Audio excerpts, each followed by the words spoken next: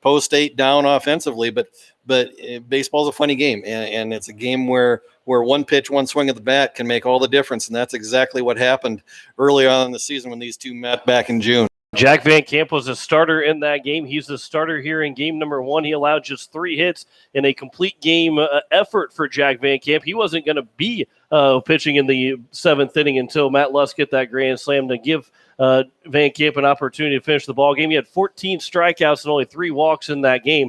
So he's looking to recreate what he had in that game back on June 23rd to try and get Post State up 1-0 in the series. And that was a game you and I called down in Brandon, and from our vantage point right behind home plate, we could see that was a day where Jack Van Camp really had control of the strike zone and really worked the outside corner of the plate and was able to parlay that into 14 strikeouts on the day. And so if Van Camp can again command the strike zone, pound his fastball, and then be able to spot that really good left-handed curveball of his, it could be a long day for the Yankton hitters. And again, we welcome those that are listening on KYNT in Yankton as John Winkler alongside Greg Dean here at Hyde Stadium. As Post State also, they're looking forward to advance to that second round.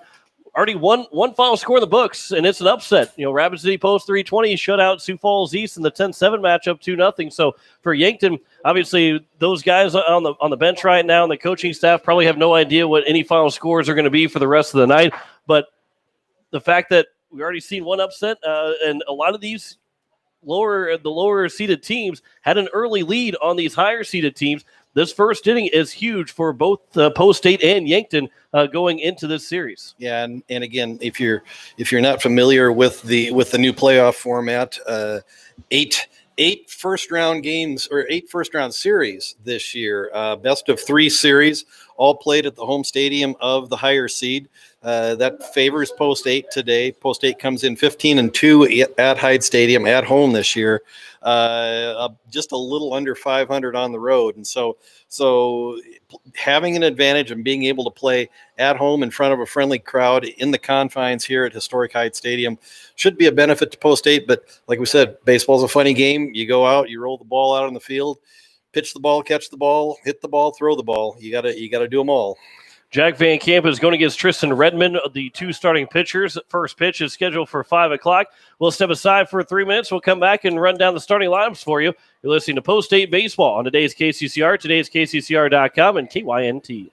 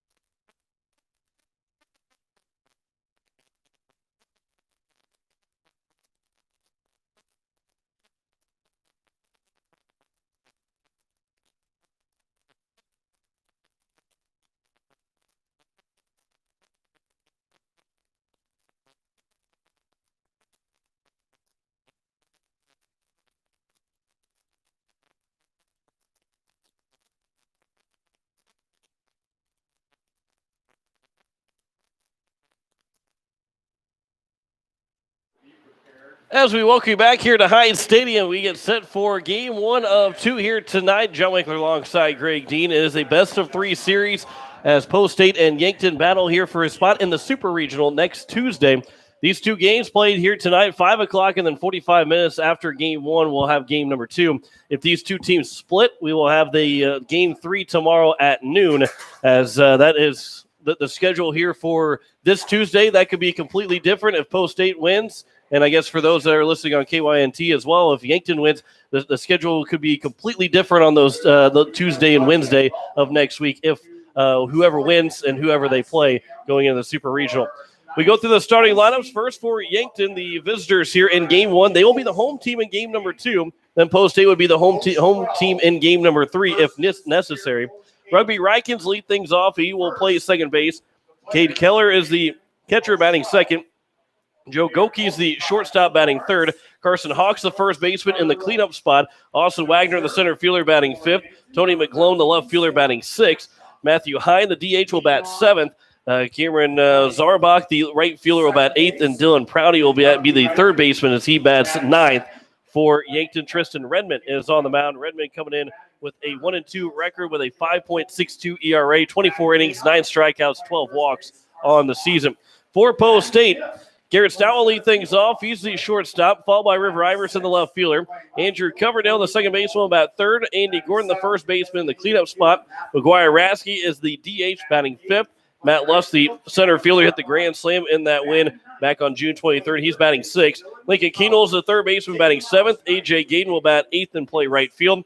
And Cade Hinkle rounds out the order as he bats ninth and catches with Jack Van Camp on the mound. Van Camp at 3-5 on the season. 36 and a third innings pitch. He's got the most on the team, 4.62 ERA and a 1.71 whip. He has 50 strikeouts to just 30 walks on the season here for Post State. And Greg, this is Jack Van Camp a chance to go 2-0 against this Yankton team. Yeah, and Jack Van Camp probably, as we were talking about it off air before game, probably not one that you would have placed in the top 5 of this pitching staff. Coming into this season, maybe if so, it would have been in that 5-6 lineup someplace. But just speaks to the depth and the emergence of Jack Van Camp this year. Really has almost taken on the role of kind of 1A in the pitching staff, right behind Garrett Stout. Just Van Camp leads the team in starts, innings pitched, strikeouts.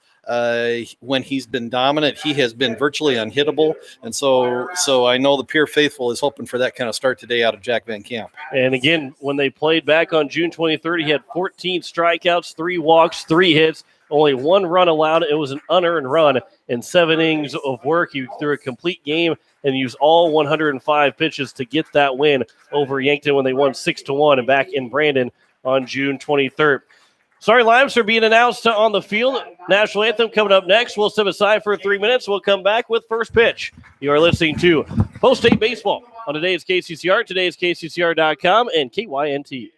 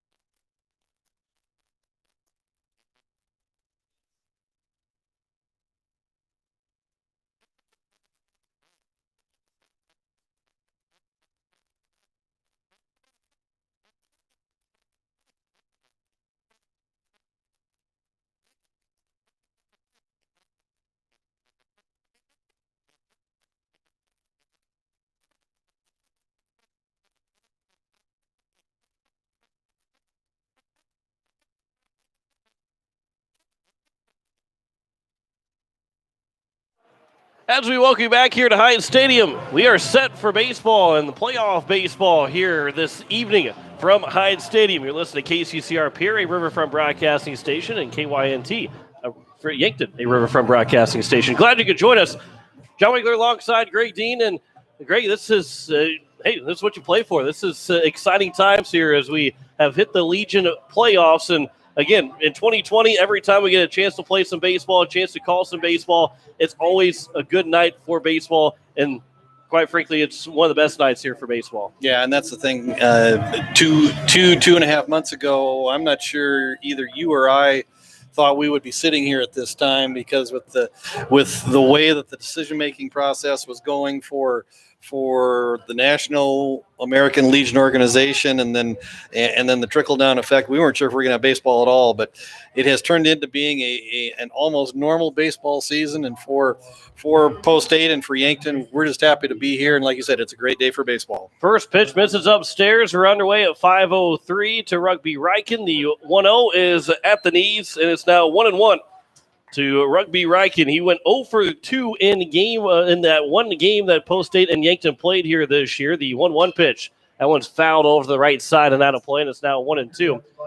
This Yankton team, they're a young team, Greg, but a team that last year kind of, I don't know if you want to say shocked a lot of people, but won a couple of games of the state tournament, and I think opened up some eyes that weren't really expecting Yankton to play as well as what they did in that state tournament, and it's now 2-2.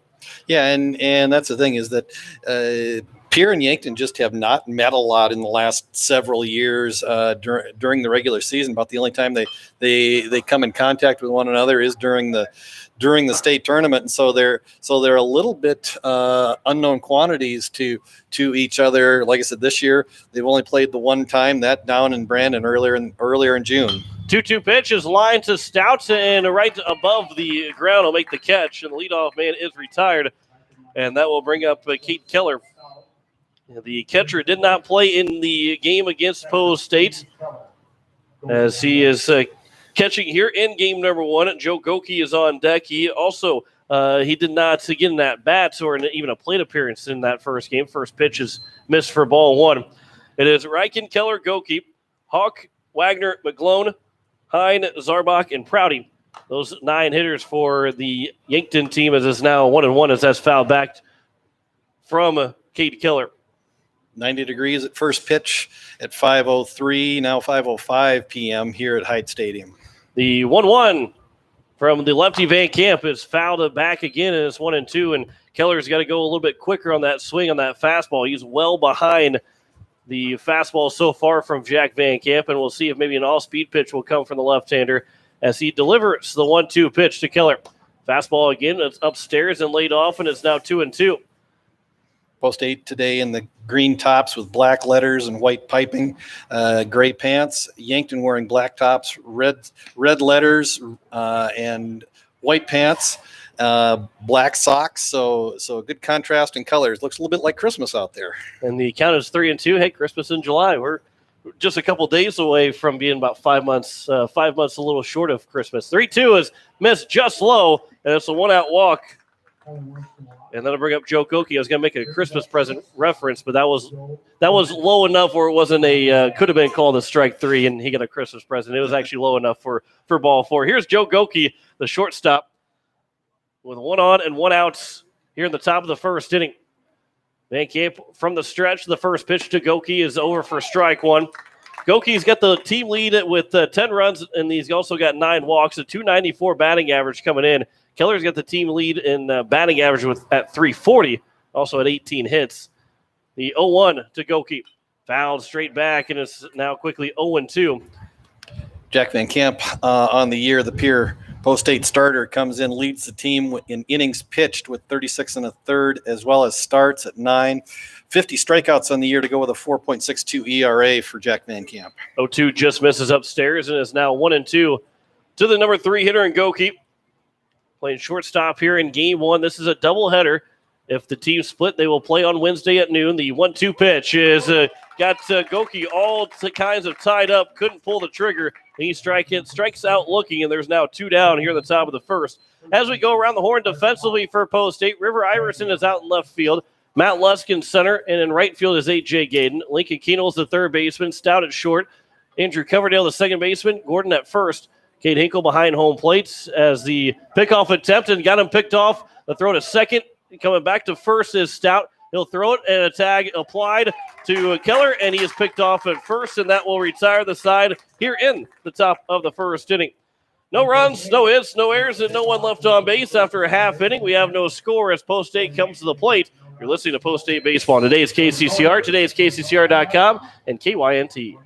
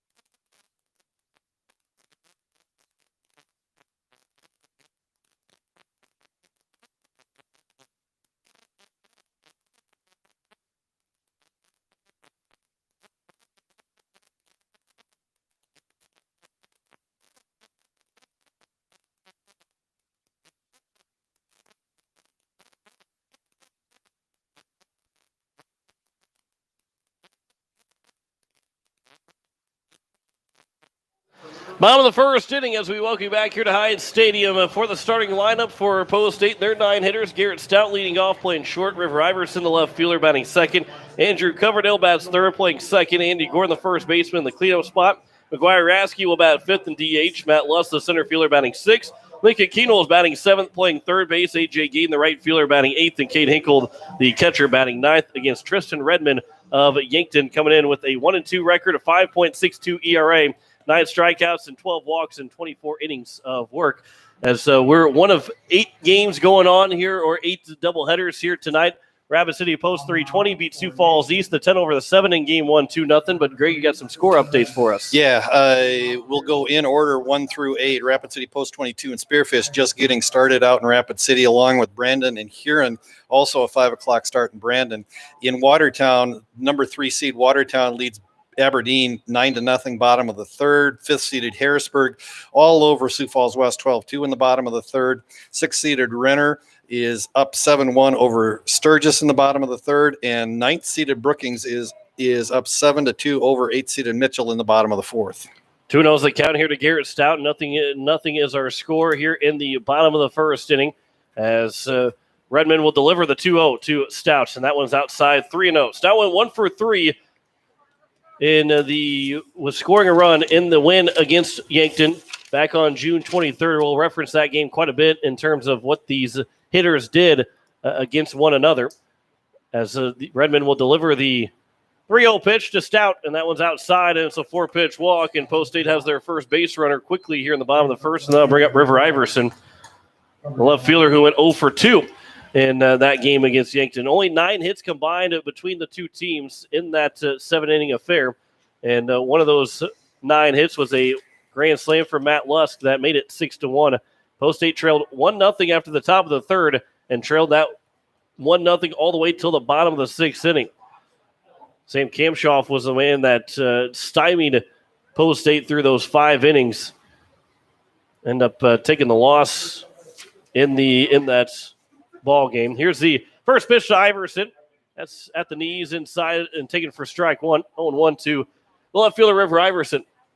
Iverson comes into the game hitting .343. He's one of 7 Post 8 batters hitting .300 or higher on this team. Iverson, 34 hits, 99 at bats, 5 doubles, a triple, 15 RBIs on the year. There's a ground ball to the third baseman, and Prouty will throw to second for 1. Back to first, not in time. But a good job over there at third base by Dylan Prouty to make that play. That was a tough hop over there at third base. And he's able to make it, and there's 1 down on the fielder's choice. And that'll bring up Andrew Coverdale. Coverdale comes into the day hitting .409, one of 2 Post 8 hitters over .400, Garrett Stout being the other one. And Stout and Coverdale are leading the team in virtually first or second in virtually every offensive category on the year. First pitch is inside to Andrew Coverdale. Also, I want to go back and mention that last play. If you're keeping score at home, it was a 1-3-6-3 on the caught stealing of Cade Keller to end the inning. Count is 1-0 to Andrew Coverdale. Went 0 for 3 in that game against Yankton back on June 23rd. Here's the 1-0 pitch. That one is on the inside corner now, 1-1. Runner at first, that's River Iverson. Here in the scoreless game in the bottom of the first inning. In the regional round, the winner of the best of 3 will advance to the Super Regional next week, Tuesday and Wednesday. The 1-1 is fouled back to the netting, and it's now 1-2. Redmond, somewhat of a soft tosser for Yankton, and really that's in favor of Yankton. Post State likes to see harder throwers throughout the season. They usually hit those guys a lot better than what they do with a soft tosser. And Redmond can use those off-speed pitches effectively. He could do what Kamshoff did back on June 23rd. That one's fouled back, and it remains at 1-2.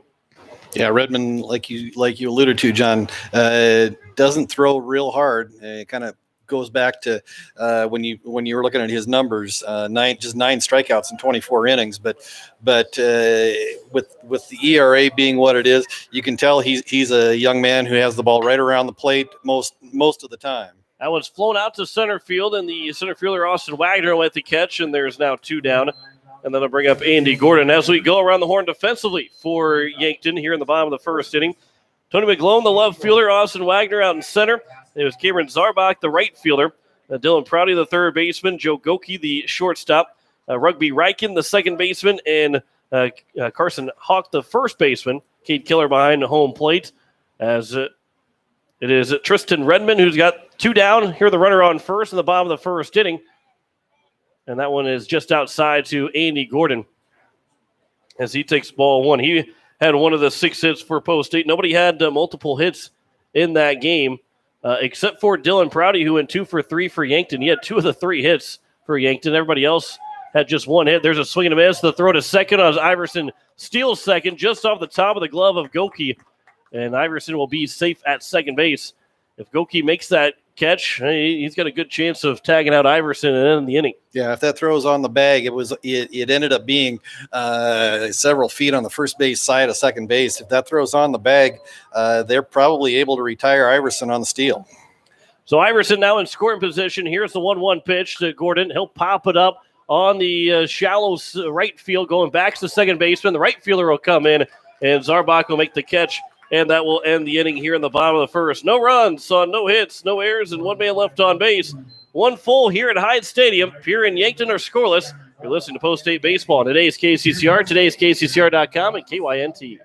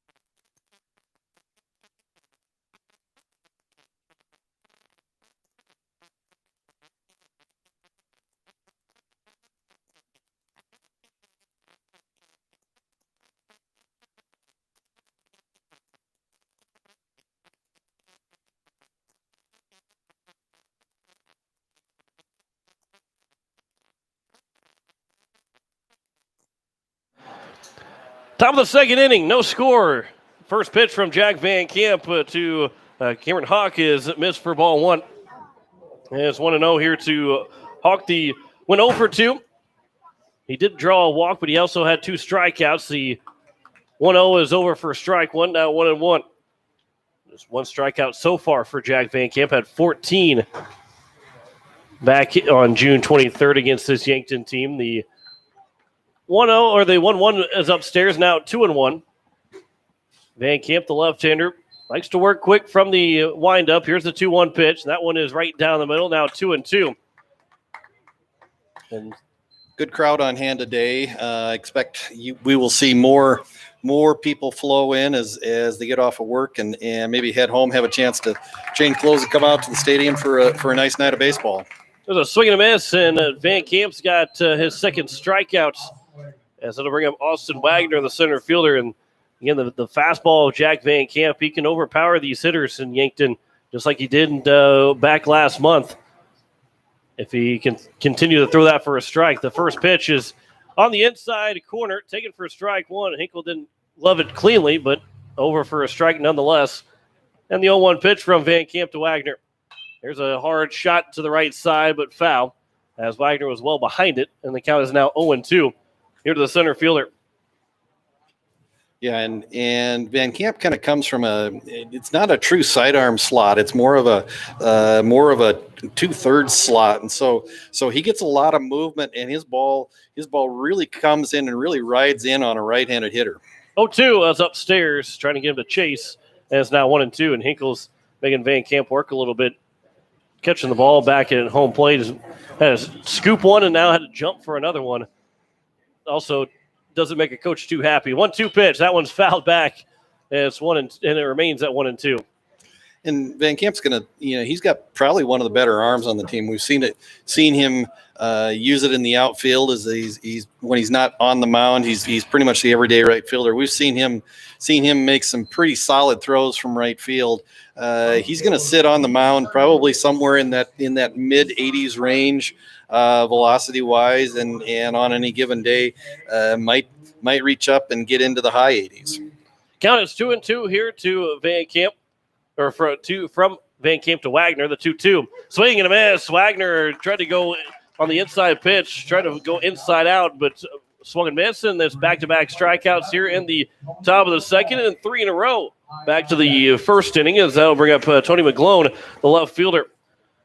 McGlone got one at-bat, went 0 for 1, as he was a pinch hitter for Tristan Redmond. First pitch is over for strike one to McGlone. 2 down here in the top of the first inning. Van Camp, the 0-1 to the right-hander McGlone. That will miss low, and it's now 1-1 in search of our first hit between the two teams. We've seen 2 walks so far, and that's all we've been able to see. Here's the 1-1 pitch. That one comes inside and high, now 2-1. Like you said, Van Camp is a quick worker. He gets the ball back from Cade Hinkle and looks in right away for the sign, and he doesn't waste a lot of time on the mound because he's raring to go. 2-1 pitch. There's a swing and a miss. It's now 2-2, and a strike away from a 1-2-3 inning. And we'll see as Hinkle looks inside to the first base dugout, maybe looking for a pitch count. The pitch call, the 2-2 is a swing and a miss to the pitch in the dirt. Hinkle will make the tag, and it's Van Camp striking out the side in order here in the top of the second. No runs, no hits, no errors, no one left on base. As we head to the bottom of the second, we have no score. Listen to Post-8 Baseball on today's KCCR, today's KCCR.com, and KYNT.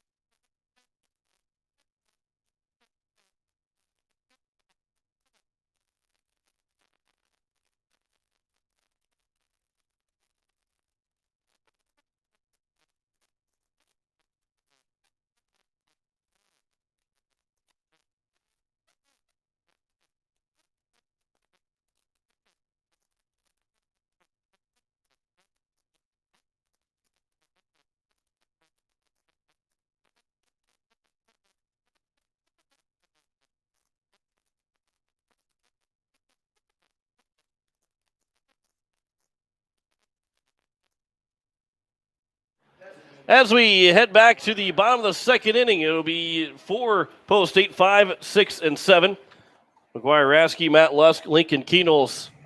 First pitch from Redmond is fouled back by Rasky.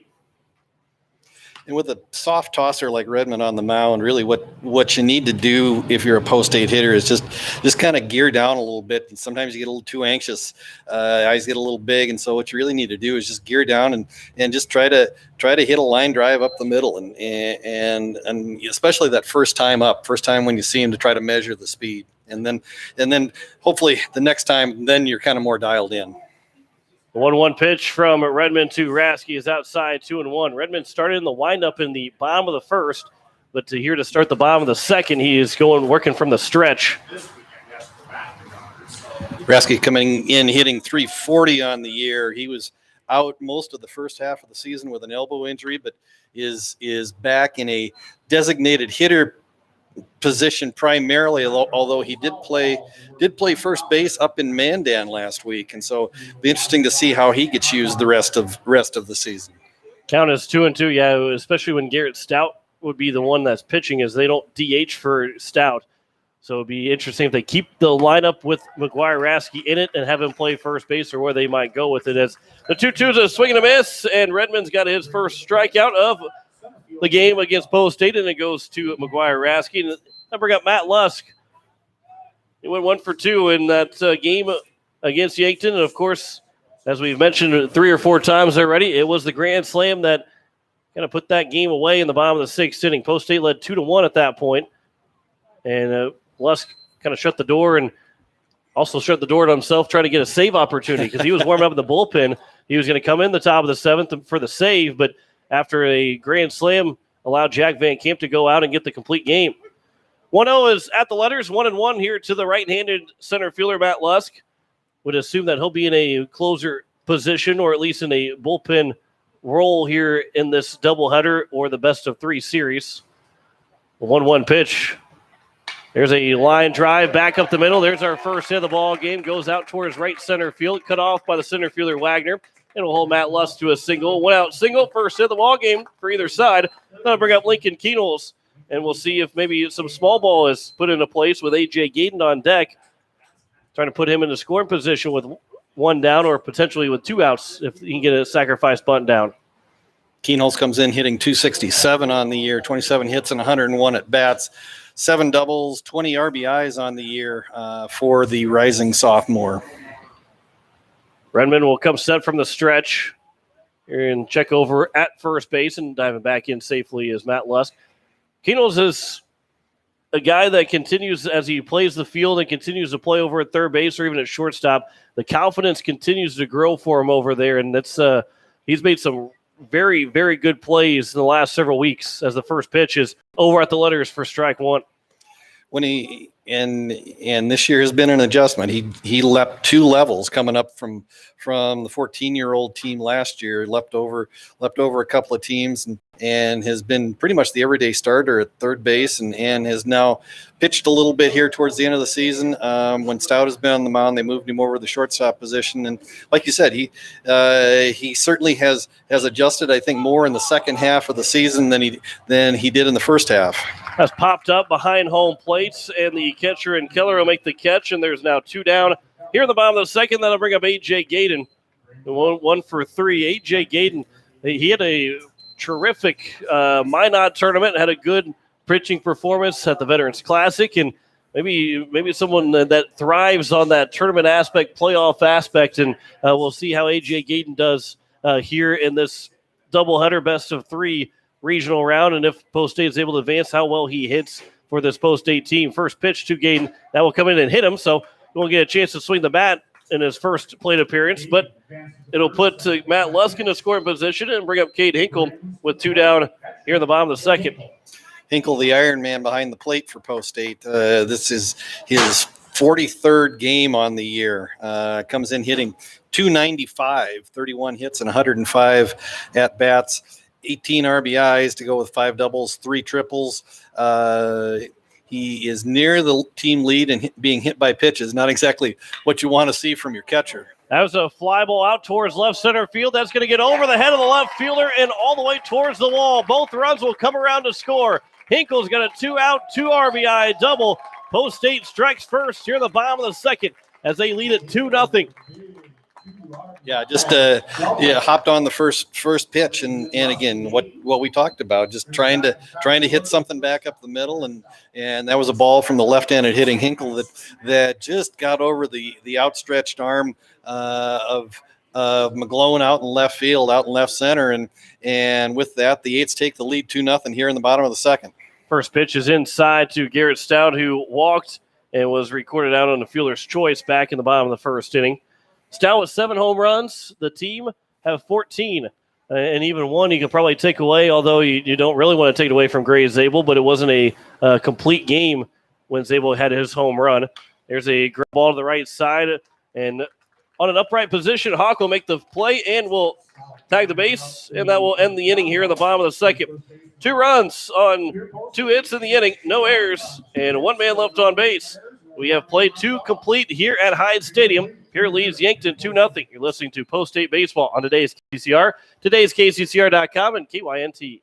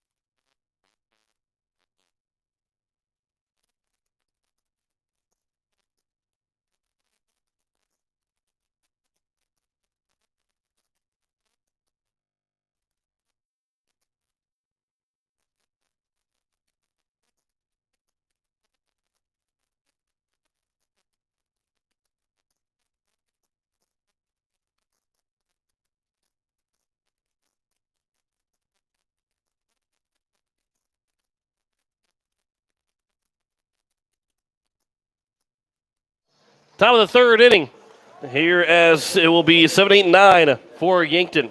Matthew Hine, Cameron Zarbach, and Dylan Prouty will be the first 3 hitters, as they have yet to record a base hits, and Van Camp has faced the minimum through the first 2, and he now has a 2-0 lead off the 2-out, 2 RBI double from Cade Hinkle. And a lot more run support than what Van Camp got in the first 5 innings in that game last month between Pierre and Yankton. Yeah, and what I've seen from Jack Van Camp out on the mound so far is that he looks really comfortable and looks really loose, and that fastball is really popping today for Post-State, and we'll see if he can continue to deliver throughout the rest of Game 1 here today. First pitch missed well outside all the way to the backstop, and it's 1-0 here to Matthew Hyde. He went 0 for 3 against Pierre last month. Here's the 1-0 pitch. That one is outside as well. Now 2-0. Couple of quick score updates. Brandon leads Huron 1-0 bottom of the second. Watertown all over Aberdeen 12-0 bottom of the fourth. And that's now a 3-0 count here to Matthew Hine. Harrisburg probably is going to put the spike in Sioux Falls West. They're up 12-2 in the bottom of the fourth. Renner up over Sturgis 8-1 top of the fifth. And Brookings is leading Mitchell 7-2 in the top of the sixth. The 3-0 gets over at the letters. Now 3-1 to the DH, Matthew Hine. Here's the 3-1 from Van Camp to Hine. That one at the knees, now 3-2. Went to the letters, to the knees, and don't really want to put it right down the middle for him, but we'll see if he at least finds somewhere in between both the letters and the knees here. Here's the 3-2 pitch. It will go just below the knees, and it will be a leadoff walk to Hine. Second base runner of the ball game now for Yankton. And that'll bring up Cameron Zarbach. As Zarbach went 0 for 1, the right fielder here in Game 1. Everybody but McGlone struck out in that lineup against Jack Van Camp. And the 14 strikeout performance. First pitch is inside for ball 1. 10th start of the year for Van Camp.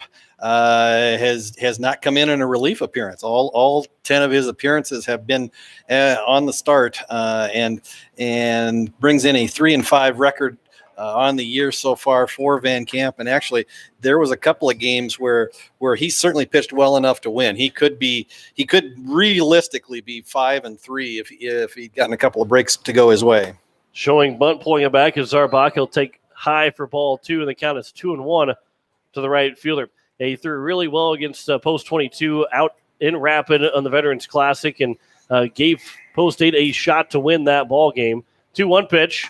That one's over. Now 2-2. And I don't think even when you look at the final box score that he didn't give up too many earned runs either. There's a couple there that didn't go his way. Here's the 2-2.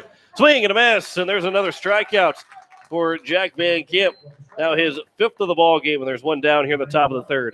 Yeah, and he certainly pitched well enough to win up in Watertown, a game that Post 8 lost 3-2. They were actually ahead in that game 2-0 until bottom of the 5th and 2 out. They were ahead 2-1, and with 2 out, unfortunately, Van Camp hit a batter. Then there was an error in the field, and the next Watertown batter put one over the right field fence, and the 8s ended up losing 3-2. They were up 2-0 at the time, not 2-1. Excuse me.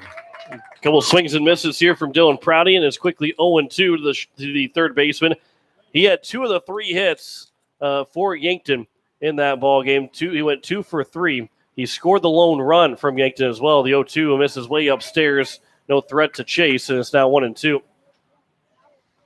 And one thing I've noticed about Jack Van Camp as we've watched him throughout the summer is that he doesn't rush when he comes off the mound. He's very deliberate, very, very concentrated when he comes off the mound. But like we said, he works quick when he's on the mound. There's a diving play for Iverson. Can't make the play. The throw to second, though, is going to get the runner out at second as Hine couldn't get all the way going because he thought Iverson was going to make that diving catch out and left, but it dropped down. Stout picked it up and threw it over to second. So it'd be a fielder's choice for Prouty. And your typical 7-6-4 fielder's choice to have 2 down here in the top of the 3rd inning. Now bring up Rugby Riken.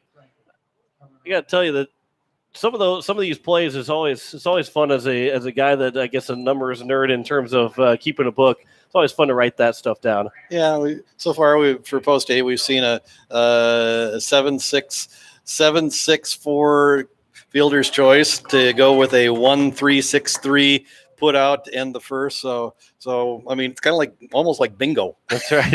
Yeah, if you get your bingo cards out, be hearing bingo all over the place. Here's a 1-1 pitch. That one's over at the knees. Now 1-2 to Riken, who had a soft liner to Garrett Stout at short to lead off the ball game. Van Camp a strike away from his 3rd 0. He'll come set from the stretch. Here's the 1-2 pitch. That one's fouled back right over the top of the press box. If that would have been any lower, would have had a chance. Might have had a chance. You're telling me there's a chance. I've been waiting all season, waiting the last couple seasons here for a foul ball to come my way. 1-2 pitch again from Van Camp to Riken. There's a hard ground ball to third base and off the glove of Keenholz. And it'll go down for Yankton to get their second base around the inning. And it'll be a base hit, their first hit of the game. And it's 1st and 2nd here with 2 down in the top of the 3rd. That'll bring up Cade Keller, the catcher who walked in his first at-bat, or first plate appearance. And that he also was picked off to end the top of the 1st inning. Yeah, just a sharply hit ground ball right down the line for Riken, and Keenholz really he tried to take one step and cross over and backhand that ball, and it just skipped off his glove, and so Riken has the first hit of the game for Yankton Post 12. Count is 2-0 here for Cade Keller. Runners at 1st and 2nd with 2 down here in the top of the 3rd. Van Camp will come set, and time is called at home plate. And we'll do it again. Playing straight up here in the outfield. Keenholz playing towards the line over at third base. A big gap in between short and third. There's a swing and a miss. And it's now 2-1 as Keller was trying to drive that to the gap and tie the ball game up in one swing or even give his team the lead. Yeah, the strikeout total of Van Camp looks impressive. The one thing that is a negative is that it tends to drive up your pitch count. Right now, Van Camp at 56 pitches through 2 2/3 with 5 strikeouts and 2 walks. Here's a 3-1 pitch. That one will miss inside and a 2-out walk, and the bases are now loaded. And a base hit could tie the ball game up from Joe Goki. He struck out looking back in his first plate appearance, or first at bat, back in the top of the first, as Hinkle will have a conversation out with the Jack Van Camp. And again, we're one of 8 games being played, 8 doubleheaders, 8 region rounds to be played here today and into tomorrow if necessary. That Wednesday is the if necessary game. Our game would be at noon. There would be Renner and Sturgis will play at noon. Sioux Falls East and Rapid City Post 320 will play at 11 o'clock, and everything else would be after that. But right now, the only final score, although we're probably getting close to a couple more final scores in Game 1, Rapid City Post 320, the 10 seed over the 7 seed in Game 1. They won 2-0. The first pitch is over for strike one. Actually, Renner beat Sturgis 11-1 in their first game. That's a final? That is a final for Renner. They have a 1-0 series lead over Sturgis, trying to close out in Game 2. Yo, 1 is upstairs to the number 3 hitter, and Joe Goke, and it's now 1-1. Try and keep you updated throughout the evening, as there is only just 2 games that we're going to start at the same time or later than what we had started out of the 8 that are playing here this day. 2-1 is the count to Goke with the bases loaded and 2 down here at the top of the 3rd inning. Here's the 2-1. Swing and a miss. Now 2-2. This is a big pitch, a big at-bat for both Yankton and for Pierre. With the bases juiced, number 3 hitter at the plate for Yankton and Goke. Here's the 2-2 from Jack Van Camp. Inside, just missing. And the count is full, and everybody will get a head start with 2 outs here in the top of the 3rd inning. Van Camp from the windup. Here is the payoff pitch. Inside corner and taken for strike 3. Goke can't believe it. He's down on strikes for the 2nd time, and that will retire the side here in the top of the 3rd. No runs, 1 hit, no errors, and 3 men left on base. We have played 2.5. Post 8 leads Yankton 2-0. You're listening to Post 8 Baseball on today's KCCR, today's KCCR.com, and KYNT.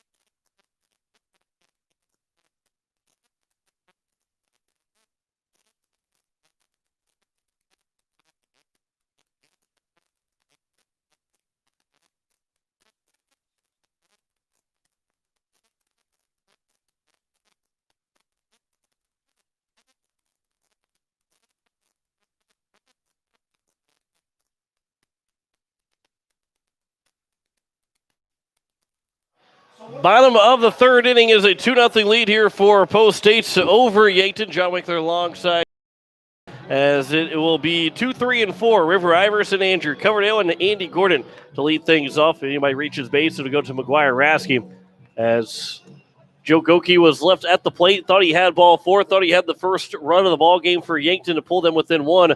But the home plate umpire had other thoughts, and that caught the strike zone, and Van Camp picked up another strikeout. He has 6 so far in 3 innings. But, Greg, as you said, that doesn't bode well to try and get through it. Although we saw Van Camp go 14 strikeouts and throw only 105 pitches in those 14 strikeouts. So there's still that shot that he could go a distance, but he's got to limit the amount of pitches he throws into that bat if he wants to continue to get all those strikeouts. Yeah, and that's the thing is that strikeouts look really good in the box score, but in order to get through 105 pitch, 7-inning complete game, or at least to go deep, you've got to average right at 15 pitches an inning. And right now, Van Camp is sitting at about 63 pitches on the day. So he is 63 pitches through 3 complete. So he's about if you do the math, he should be at about 45. He's at 63. So he's well over the pace to be done for 7 innings with 105. I'm glad you did the math, because I was going to tell you, no, you do the math. Count is 0-1 as Iverson, he tried to bunt the ball and ended up going foul. The 0-1 pitch, he'll pop this one up and it'll get out of play in front of us over here in the press box. And it's now 0-2. Iverson grounded into a fielder's choice in the bottom of the first. He was left stranded at second to end that first inning. 2-0 is our score here in the bottom of the third in game number 1. We've had 3 finals so far. Harrisburg beat Sioux Falls West, Renner over Sturgis, and Rapid City Post 320 over Sioux Falls East. There's a base hit for River Iverson right over the top of the third baseman, Ed Prouty, and a leadoff single. It'll be the third hit of the ball game here for Post State. And that'll bring up Andrew Coverdale, who flew out to the center fielder here in his first at-bat. Coverdale comes in, as we alluded to earlier, in his earlier at-bat, hitting .409 on the year, 52 hits and 127 at-bats. 8 doubles, 4 triples, second on the team in RBIs with 27, second on the team in runs scored with 43, and second on the team in walks at 14. And Cade Hinkle's got the walk column chalked up to lead the team the rest of the year. There's nobody going to be catching him, as he's doubled anybody that's anywhere close to him. And Coverdale, who's second, he's doubled that. Here's the 0-1 pitch to Coverdale. That's a off-speed pitch that catches the outside edge, and it's now 0-2. Nobody out here in the bottom of the third. Runner on first. Iverson led off with a single. Tristan Redmond has allowed just 3 hits so far in 2 full innings, and into his third. From the stretch, here's the 0-2 to Coverdale. He'll poke at it. He'll poke it in the center field for a base hit. Iverson will take a hard turnaround second. He'll head for a third. It's bobbled by the center fielder, Wagner. The throw to second is going to be cut off by the shortstop, the second baseman, and Coverdale will fly into second base on a single. And it's now second and third here with nobody out, and Post State threatening with Andy Gordon, the cleanup hitter. He flew out to right field. If he does it again, he'll get himself a sac fly RBI with the speed of Iverson on at third base. Yeah, I didn't see if Iverson was off with the play, but Coverdale just kind of threw the bat right at the ball, and ended up being a nice hit and run play for Post State. Ground ball just to the right side of the third base bag. 1 run will score. A second run will come in. The throw to second is not in time. It's a 2 RBI double for Andy Gordon. That is now a 4-0 lead for Post State, as he and Hinkle have doubled in the 4 runs so far, 2 each. Here with nobody out in the bottom of the third inning. Yeah, just a hard ground ball right down the third base line, and Gordon just peeling out of the box and didn't stop once he got around first, and he had second base in his sights the whole way and went in standing up. McGuire Rasky was trying to drag bunt, pulled it back as that first pitch was high for ball 1. Rasky struck out swinging in his first at bat. Prouty, the third baseman, playing in the infield grass.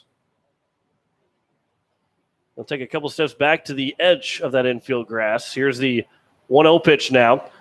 And Rasky will take it outside now, 2-0. He can't play too far in front of the bag. Otherwise, Gordon can kind of sneak behind him and get to third base on a steal. Yeah, and really, you don't really want your third baseman coming in on a bunt, because if there's a potential play, if your third baseman comes in hard on the bunt to cover, you got no coverage on third base, because the shortstop's not going to be able to trail and make the play over there. Count is now 3-0 as that pitch missed outside. McGuire Rasky in a take situation, and you kind of mentioned here now that Yankton, they just have 1 guy on the bench. They have 2 guys in the dugout right now, one of them being the DH and Matthew Hine. The other is Kamshoff, who threw against Post State. That was over for strike 1, now 3-1. But they don't have nobody else on their roster in the lineup card that they can play other than Kamshoff. And you got to be careful, too. If he comes in the game and somebody gets hurt, you're putting yourself in a tough situation. 3-1 is outside, and it's a walk, and it's now first and second with nobody out. And that'll bring up Matt Lusk. And you got to wonder if Kamshoff isn't probably the game 2 starter for Yankton, since he is probably, just giving him, the coaching staff giving him every opportunity to not expend any more energy than he has to on a 90-degree day like this. And Carson Hawk has got the lower of the 2 of that ERA with Kamshoff. Goki's got even the lower one at 2.86, but he's also only thrown 15 innings. Be interesting to see who they go with in game 2 and potentially in game 3. And of course, Yankton in their position, as we have a mound visit right now, Yankton, their position, you can't really play for a potential of a game 3. You got to go out there and try and win that first game. Post State, what their plan is that Garrett Stout would throw it in an elimination game, whether it's game 3 or game 2. They're going to throw him after Post State loses a game and try and keep him potentially for that elimination game. Obviously, with Jack Van Camp going in game 1, that's not a bad way to throw in game 1. But here in Yankton, as a lower seed, you got to throw your top guy, your top 2 guys in game 1 and game 2 to try and at least win one of those 2 to force a game 3. Absolutely, and so it's almost like game 1 you can almost look at as being expendable, but the second game of a 3-game series, if you lose game 1, that's a must-win situation. You got no margin for error then. Matt Lusk will pop the first pitch up in foul territory. He's going to drift back fair in the shortstop, and Goki will call off Prouty the last second to make the catch. And there's now 1 down here in the bottom of the third. Then bring up Lincoln Keenholz, who popped up foul territory behind home plate to the catcher and Keller in his first at bat. He went 1 for 3 against Yankton back on June 23rd. Keenholz struggled to reach base or to get a base hit in the first portion of the season. He finishes the regular season with a .267 batting average. You take out the first couple of games, his average soars up in the 300s. That one's line foul just to the left of the third base bag. But as you said, it was such a tough jump to go from the 14Us going past Junior Legion, going past the 15-16 team, past Junior Legion to Senior Legion. And then while he didn't strike out very much, he was able to put the ball in play, but just kind of struggled to get that first hit of his Senior Legion career and end up having a successful latter part of the season. Yeah, and when he has hit, he's hit in bunches. He's had a couple of games where he's gone 4 for 4 or 3 for 5 or whatever. And so when he's hit in bunches. And again, I think that just comes as he learns to have a little more experience. You'll see that happen more and more often with Lincoln Keenholz. There's a ground ball to the shortstop to throw to second for 1, back to first, and it took a hop, and Hawk was able to dig it out, but Keenholz was able to beat it out, and it's now first and third off the fielder's choice with 2 down. And Post State trying to capitalize on having first and second and nobody out, even though they scored 2 runs already here in this inning. Want to try and tack onto this lead. We'll see if Coach Brian Waite doesn't want to put Keenholz in motion here. First pitch is a swing and a miss by Gaydon. The throw towards second. Coming home is going to be Andy Gordon. He will score as the throw to second was late. The catcher and Keller double clutched on the throw. It was still close, but Keenholz was able to slide in safely, and then Gordon was able to score on the throw, so it's now a 5-0 lead, and Keenholz is in scoring position here with 2 down, as it's an 0-1 count to A.J. Gaydon. Redmond from the stretch. Here's the 0-1 pitch. He'll foul it back, and it's now 0-2. Here to the right fielder, A.J. Gaydon. Yeah, and you talked about Gaydon again, another one who when he hits in bunches. And as we come into postseason time, he can continue to bunch those hits together because he's got a very nice looking swing and something that again, if you put him in the with a hot bat at the bottom of the lineup, he's sitting in the number 8 spot today. A huge advantage for Post 8. Because Gaydon comes in hitting 349. You don't see that a lot with number 8 hitters in a lot of lineups. Count is 0-2 here to Gaydon. The 0-2 pitch. That one's will be poked out towards center field. Coming in on it's the right fielder. He'll give way to Austin Wagner in center. He'll make the catch, and that will retire the side. Here in the bottom of the third, 3-run score in the inning on 3 hits from Post State. No errors, and 1 man left on base. We have played 3 full innings. It is a 5-0 Post State lead over Yankton. You're listening to Post State Baseball on today's KCCR, today's KCCR.com, and KYNT.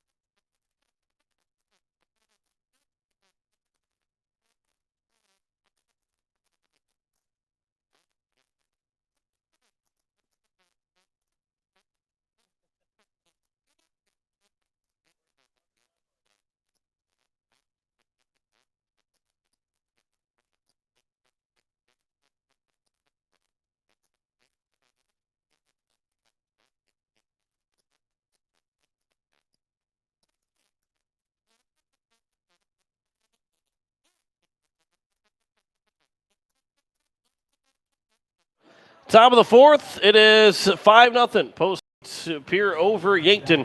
As we welcome you back in, John Winkler alongside Greg Dean. It is 4, 5, and 6. Hawk, Wagner, and McGlone. First pitch, swing and a miss, and it's 0-1 to Carson Hawk. And we've got activity down in the Yankton bullpen. Can't quite see what number it is right now, but if you use the assumption that Kampshoff is the starter in game 2, it's probably a position player that's down warming up in the Yankton bullpen. Here's the 0-2 from Van Camp to Hawk. Outside, 1-2. Hawk struck out swinging in his first at bat. He was part of that 1-2-3 inning from Jack Van Camp. He struck out the side in order. Here's the 1-2 pitch. There he pokes at the ball towards the left side. On the backhand, Stout can't field it cleanly. And Hawk will reach base to lead off here at the top of the fourth inning. As we will see, I believe we're going to give Hawk a hit. As tough play in the hole for Stout. And it's going to be the second hit of the ball game now for Yankton. The first pitch is over for strike one to Austin Wagner. He also struck out swinging in his first at-bat. Throw will get away from Van Camp, but it's fielded by the shortstop and Stout. Runner at first here with nobody out in the top of the fourth. Van Camp will come set. Here's the 0-1. That one's out towards right field, down the right field line, and it's going to land fair and all the way into the corner. Be dug out by Gaydon. He'll throw it into second, and Hawk will be held up at third base. It's a double for Austin Wagner, and it's second and third, and Yankton has got something going here to lead off the top of the fourth. As I'll bring up Tony McGlone with nobody out here at the top of the fourth. And with Van Camp's pitch count starting to elevate just a little bit, you always want to have an arm ready in the bullpen.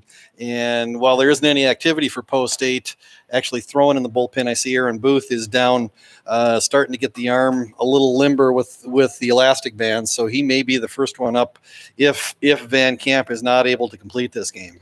1-0 pitch is fouled back, and it'll go off the Hyatt Stadium side and into the stands. And it's 1-1 to McGlone, also a strikeout victim. So here in the first two batters that were strikeout victims in the top of the second, here in the top of the fourth, they've got a single and a double to their credit. 1-1 is outside, now 2-1. Looks like a little bit of velocity is going off of Van Camp's arm here in the top of the fourth. The 2-1 pitch from Van Camp working from the windup with second and third. That one's on the inside corner and 2-2. And this would be a big strikeout if Van Camp can complete it to get that first out here in the top of the fourth inning. Here's a 2-2 pitch. That one's outside, now 3-2. On deck is Matthew Hine, who walked in his first plate appearance. And again, Post 8's up 5-0. Right now, what you just are looking for is just you'll give away an out or give away a run if you can get an out here and just kind of nip this rally in the bud for Post 12. So right now, Van Camp just needs to throw strikes, make Yankton put a ball in play and see if Post 8 can get an out someplace. Here's the 3-2 again to McGlone outside, and it's a walk, and the bases are now loaded here with nobody out. In the top of the fourth, 5-0 lead for Post 8, and all of a sudden here with nobody out in the top of the fourth, the tying run is stepped to the on-deck circle. Here's Matthew Hine, who walked and then was retired on a fielder's choice. First pitch is over for strike one to Matthew Hine. Went 0 for 3 in that game against Van Camp last month. Here's the 0-1 pitch. That one will miss, and it's now 1-1. But Hine, the tall guy, that could pack a lot of power. 1-1, there's a swing and a miss, now 1-2. Although Hawk's the only man with a home run on Yankton's team through the regular season, through the 22 games that they have played. Here's the 1-2 pitch. Swing and a miss. There's a big strikeout of Matthew Hine, and that will bring up Zarbach. There's Cameron Zarbach, and a ground ball all of a sudden can get you out of the inning. Get one right back to you or maybe towards the corners. I guess really ground ball anywhere in a good fielding position for Post 8 could get you out without any damage. Here's the first pitch. That one is over for strike one. And Yankton down 5-0 right now. This is the ball game for them. They need to put some runs on the scoreboard, try and claw back into this. Here's the 0-1. That one is inside and missing inside. Now 1-1 to the right fielder, Zarbach. Keenholz and Gordon are in at the corners, so any ball that comes to them either may come home. Keenholz might turn and go to second.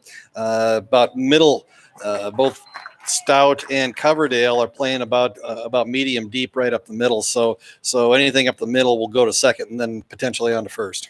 Count is 1-2 to Zarbach. Here's the pitch from Van Camp. Swing and a miss. So well behind him was Zarbach, and back-to-back strikeouts from Van Camp, and now you can go anywhere to finish out the top of the 4th inning. There's Dylan Prouty, who reached on a fielder's choice. He was stranded over at third base. Had the bases loaded in the top of the 3rd inning. Yankton didn't score. Bases are loaded with nobody out. Now there's 2 down here in the top of the 4th. First pitch is over for strike 1. And Van Camp working a little bit quicker with the confidence after that second strikeout. Here's the 0-1 from Van Camp to the third baseman, Prouty. That one's chopped foul, and it's quickly 0-2, and Van Camp has a couple of pitches here to work with. And it's almost like a switch flipped.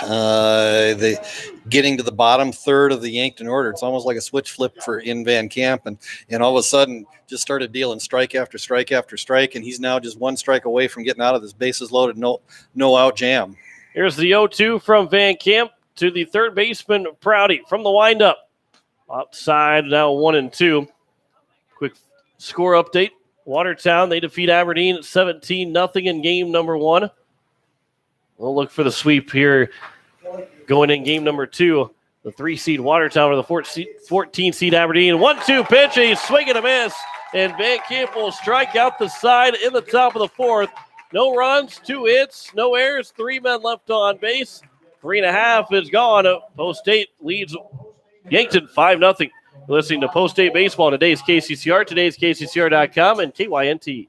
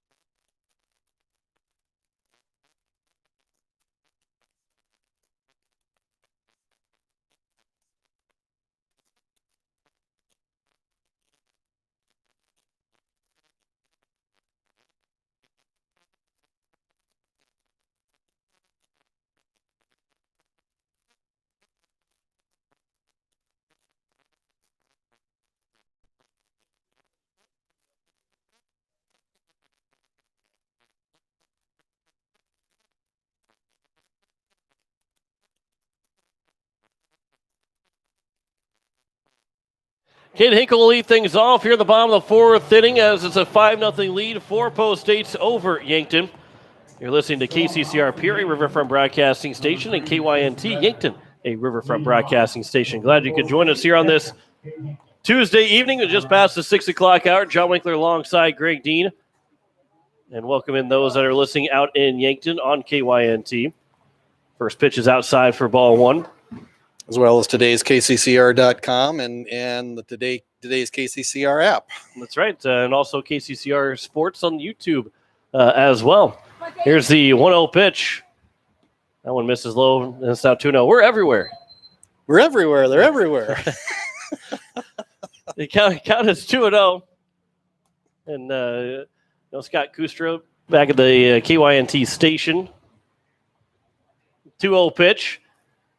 Now 3-0 has delayed his retirement because of coronavirus, and a guy that's he's been everywhere. Yep. And Scott Kustra, and he sent the email of wanting to pull our feet. I thought, wait a second here, I thought he was going to be done, but he's decided to hang on a little bit longer. And 3-0 is now 3-1, and it's good to exchange emails with him again. And last time I saw him was back in the football season. Count is 3-1 to Hinkle, and that will be outside, and it's another walk, the 29th walk of the season issued to Cade Hinkle. Number 2 and number 3 in the walk column for Post State, they've combined for 27 walks. Cade Hinkle by himself has 29 walks. So he a guy that likes to – he's very patient at the plate. He draws plenty of walks at that 9 spot. Pickoff attempt and back in safely as Hinkle as it's Garrett Stout to the plate. He's 0 for 1 so far. Walked in the first. He ground out in the bottom of the second. Here he hits in the bottom of the fourth. 7 home runs for Stout. Wouldn't be surprised if he takes a couple of hacks towards the fence. There's a ground ball to the right side. That's going to get through for a base hit.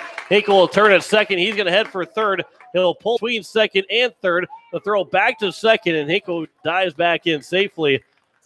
And Hinkle was somewhat wisely was watching where that throw was going to go, but almost got himself too far off of second base to almost not get back in time. The throw was a little offline to second, so it's just a single for Stout, and it's now first and second with nobody out in the bottom of the fourth. Yeah, and the challenge for that play was Hinkle. Hinkle was well around second base, and Stout, thinking Hinkle was heading for third, was about halfway between first and second, and he potentially could have gotten hung up between first and second if the throw would have come back behind him to first base. And now we've got a little bit of a question from the Yankton coach about a bunt attempt that River Iverson had. Yeah, Iverson bunted it, and what the coach for Yankton here is going to say is that he was out of the batter's box, and obviously if you bunt the ball and you touch it out of the batter's box, you are out.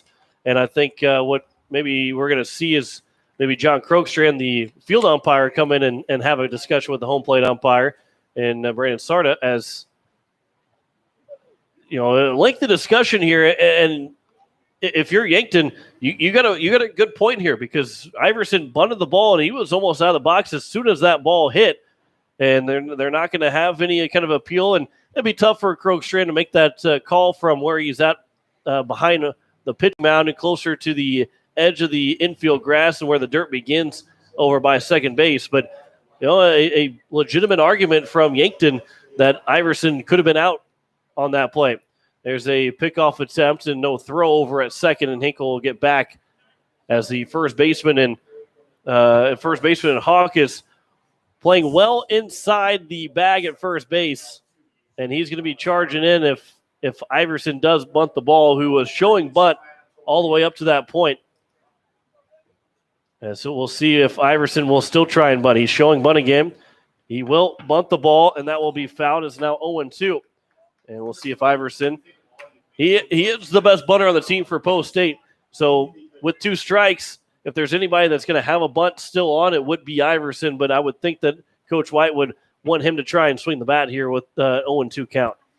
Yeah, and going back to the discussion on the first foul ball on the bunt attempt, came out looking for clarification, and like you said, John, it was a fairly lengthy discussion between the coach and Brandon Sarda, the home plate umpire, and just evidently the coach got the explanation he was looking for, didn't look for an appeal, just turned around and spoke his piece and headed back to the dugout. So we'll see how this at bat ends. Iverson down 0-2 with nobody out, runners in first and second here in the bottom of the fourth. He did foul that first 0-2 pitch off as Redmond will come from the stretch. The 0-2. Iverson will poke at it, ground it to the shortstop, flip to second for 1, and that's all they're going to get. That was a close play and a really good flip from Goki to Ryken to make that play because Stout was barreling down and had a nice slide into second that could have easily gone the other way if there was any kind of hesitation from Goki and Ryken. But there is one down with the runners at first and third on the fielder's choice. Iverson has reached base all 3 times so far that he has come up to the plate. We've got a final in Mitchell, John. Mitchell comes all the way back. They get 6 in the bottom of the 7th and beat Brookings 8-7 with a walk-off single. That is the 8 over the 9 seed.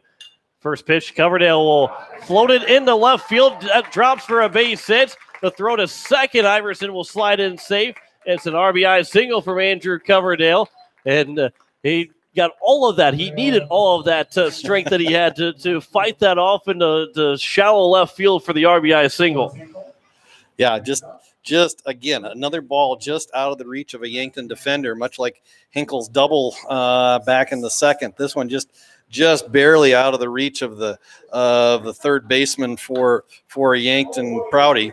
Andy Gordon will get into this one out towards right center field. The center fielder and Wagner will make the catch. There's a second out, and tagging from second to third will be Iverson. And it's now first and third with 2 down. It's a 6-0 lead here for Post State in the bottom of the 4th inning. On the RBI single from Coverdale as McGuire Rasky has a chance to add to that lead and make it a 7-0 advantage if he can get a base hit here with 2 down. And Coach White relaying the signs over to Andrew Coverdale and emphatically told him to get back on the base so he's not picked off and can finish out those signs. First pitch to Rasky is upstairs for ball 1. Rasky so far 0 for 1. He struck out and also walked the 2 times he's been to the plate.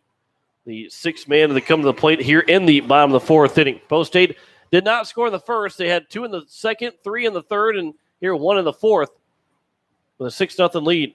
Here's a line shot down the right field line. That's down for a base hit. That's going to score at least 1. Andrew Coverdale, he's going to round third. He's going to try and score. Rasky's going to head for third base. Coverdale does come in to score. The throw is in time. They get him out, and the run will count. So it's a 2-out, 2 RBI double for McGuire Rasky, who's thrown out trying to stretch it into a triple, but it is now an 8-0 lead for Post State after 4 innings. 8-0 after 4. Head to the top of the 5th. You're listening to Post State Baseball on today's KCCR, today's KCCR.com, and KYNT.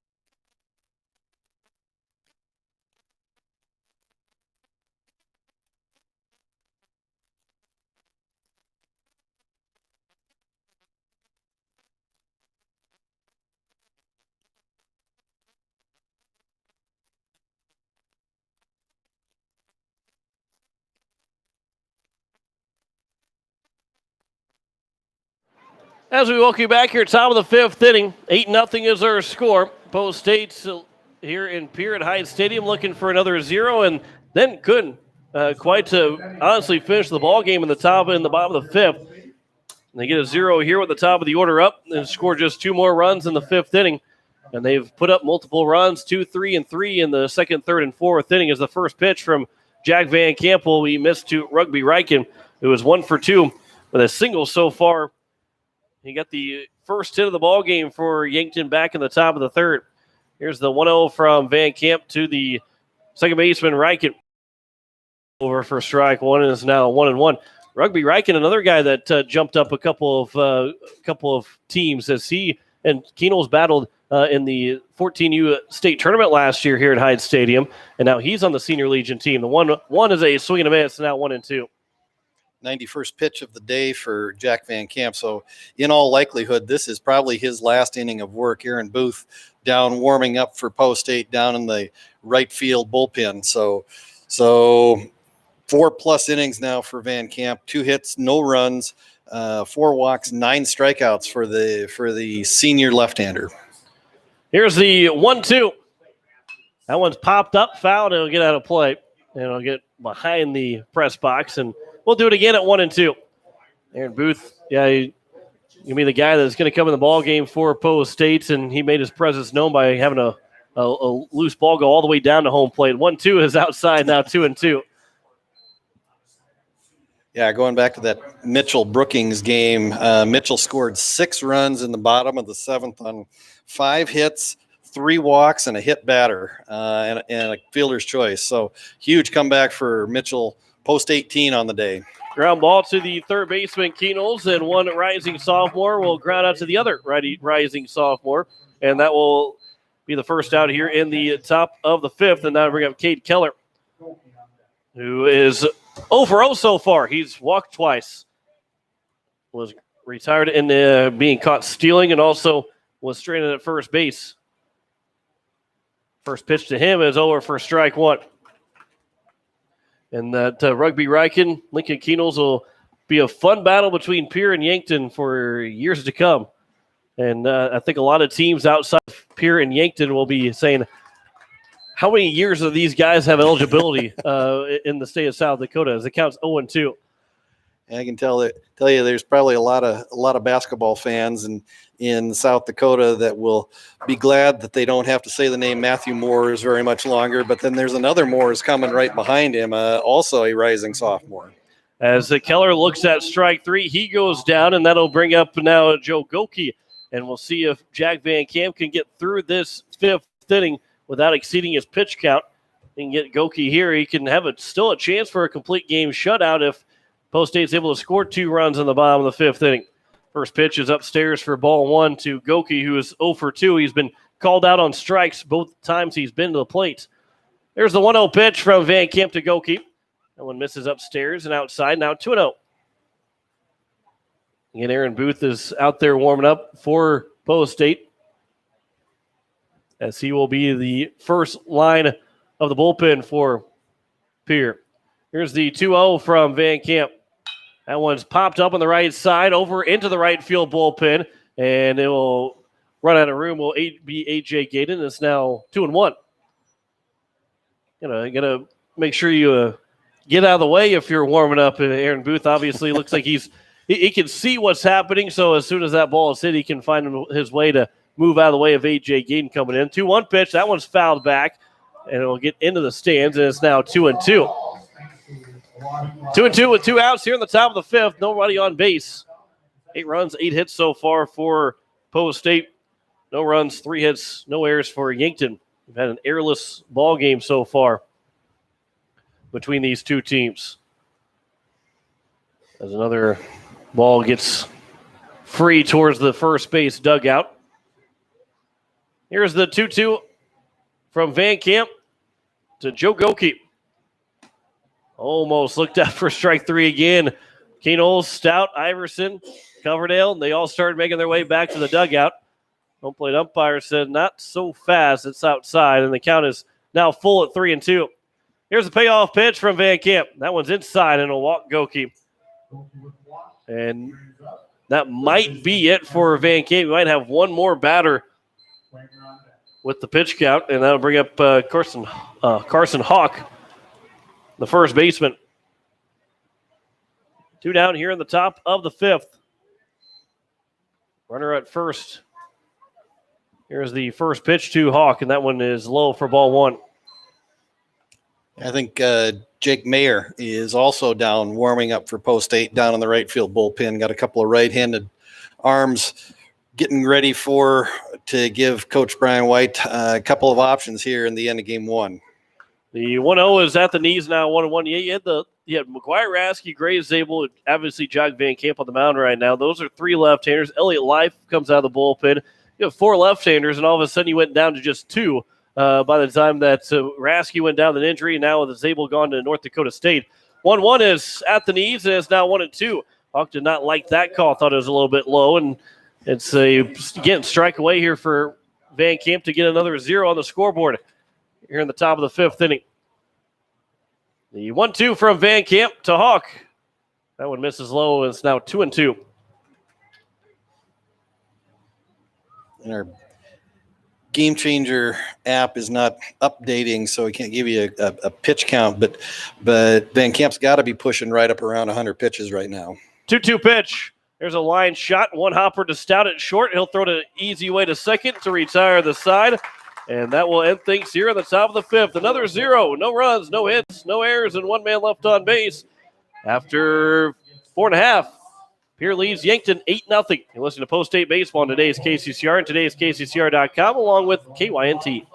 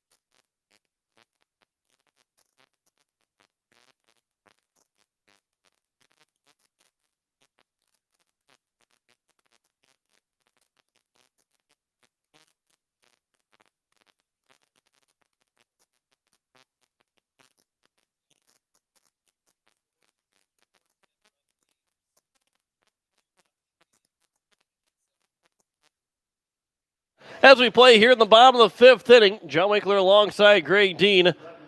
Post State needs just 2 runs here in the fifth inning to potentially, or they would if they score those 2 runs, would end game number 1 here at Hyatt Stadium and get set for game 2, trying to finish out a quick sweep of Yankton to advance to the Super Regional. We've had 6 of our 8 games have gone final.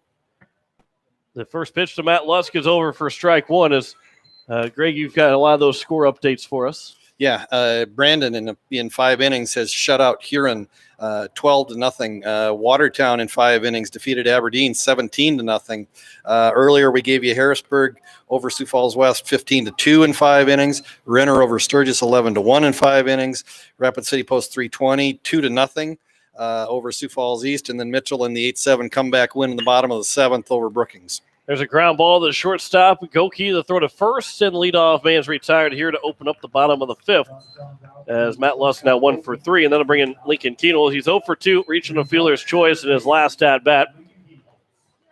And again, Jack Van Camp most likely done. I don't know if there's any way. He is for sure done. The game changer back working again. So he is. There's after that last batter. There's even if we didn't get an update of it, there's no way that he would have been able to finish that. There's a ground ball to third baseman Prouty. The throw to first is low, scooped out by the first baseman Hawken. There's 2 quickly gone here in the bottom of the 5th inning. And then I'll bring up A.J. Gaden here with 2 down in the bottom of the 5th. And looking for their first 0 as Yankton since the bottom of the 1st. And would extend this game at least to the 6th. Yep. And again, A.J. Gaden just really having a nice year for Post State. Gaden sat out all of last year with some arm issues, and so unfortunately wasn't able to get any at bats due to the fact that there wasn't a high school season this year due to the COVID virus, and so it's really good to see AJ come back and really have a good senior season. He's done a nice job. Played in 28 games. He's got 29 hits and 83 at bats for Post State. Here's the 0-1 to Gaden. That one's over now. 0-2. Maybe 1-2 to AJ Gaden, and that's that's hard to do when you lose a full. I mean, he had a couple of swings in the spring season back in 2019. Didn't play at all in the summer. As there's a ground ball to the third baseman and Prouty, the throw to first. It's a 1-2-3 inning. We'll continue that conversation into the top. No runs, no hits, no errors, no one left on base. We've played 5 completes. Post State leads Yankton 8-0. You're listening to Post State Baseball on today's KCCR. Today's KCCR.com and KYNT.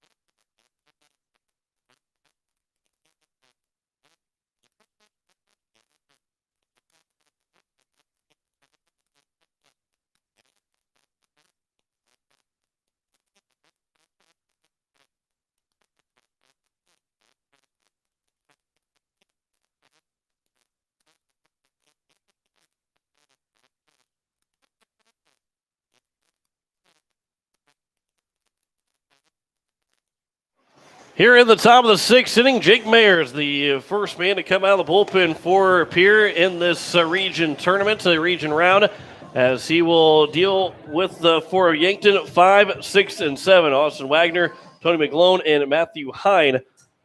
As Mayer is making it, Mayer's going to make his, try and find him real quick on the sheet here, making his 9th appearance of the season. First pitch is popped up on the infield. Stout and Coverdale over there. Stout will make the catch as he juggled it around in his glove, and the leadoff man is retired. And Andrew Coverdale caught the quick little toss from Stout and gave a little extra stare down there.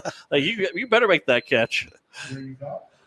Yeah, and that's just a couple of graduating seniors who have played next to each other for a number of years. That they kind of know each other's thinking. You don't even have to say anything. They can just communicate with just a glance anymore. The first pitch is over for strike one from Mayer. The 0-1 is upstairs now, 1-1. As we look at Jake Mayer, he's 2-1 on the season, a 4.57 ERA, a 1.91 WHIP. Again, this is his ninth appearance of the year. He has started one game so far for Post State, so mainly out of the bullpen, almost all out of the bullpen, as is now 2-1. McGlone, the left fielder. Here's the 2-1 from Mayer to McGlone. That one's upstairs. And it's now 3-1. Go back to A.J. Gayden. Talked about him at the end of the bottom of the fifth inning. Someone who, got a couple of bats in 2019 in the spring, didn't play at all in the summer, didn't get a chance to play in the spring, as that's now 3-2. That's hard to do, and hard as well as he has played here this season. That is remarkable how well he's played, just because of the fact that you miss a full season and a half and come back and has played as well as he has done. It's just been fantastic, as Mayer gets a strikeout of McGlone. There's now 2 down. Yeah, and as you might expect, Gayden started a little slowly this year, but really was the tournament up in Minot at the end of June, where he really kind of established himself and kind of played his way into the everyday lineup. And when Van Camp is on the mound, Gayden is in right field. When Garrett Stout is on the mound, he slots in at third base as they move Lincoln Keenholz over to the shortstop position. So not only has it been nice to have him insert himself into the lineup, he gives you a lot of versatility with what he can do defensively. Count is 1-1 here to Matthew Hine, who is 0 for 1. He struck out swinging in his last at bat. The 0-1 is outside, or the 1-1 is outside. Now 2-1 to the DH, Matthew Hine, who on that last at bat was well behind every one of Jack Van Camp's fastballs. And I think that Cade Hinkle's putting down the old number 1 quite a bit for Mayer, as the 2-1 will miss. And it's now 3-1. On deck is Cameron Zarbach, who is 0 for 2 with 2 strikeouts. Quick score update, too. Rapid City Post 320. They're up 3-2 in the bottom of the third. They're the home team in game number 2. So they can add to their lead over Sioux Falls East. They're looking for a upset sweep. The 3-1. Actually, well, the umpire put both his hands up. I guess maybe it was a foul ball. It might have tipped off the edge of the bat there. So the count is full now to Matthew Hine. Hadn't been getting any updates out of the Rapid City Post 22 Spearfish game, but it looks like there's some rain. I wonder if they're in a rain delay out in Rapid City right now, because it looks, according to the radar, like there's a fair amount of rain going through the Black Hills right now. Mayer gets Hine looking on strike 3, and that will retire the side. No runs, no hits, no errors, no one left on base. We have played 5.5. Pierce still leads Yanks 8-0. Listen to Post State Baseball on today's KCCR. Today is KCCR.com and KYNT. Hey, John.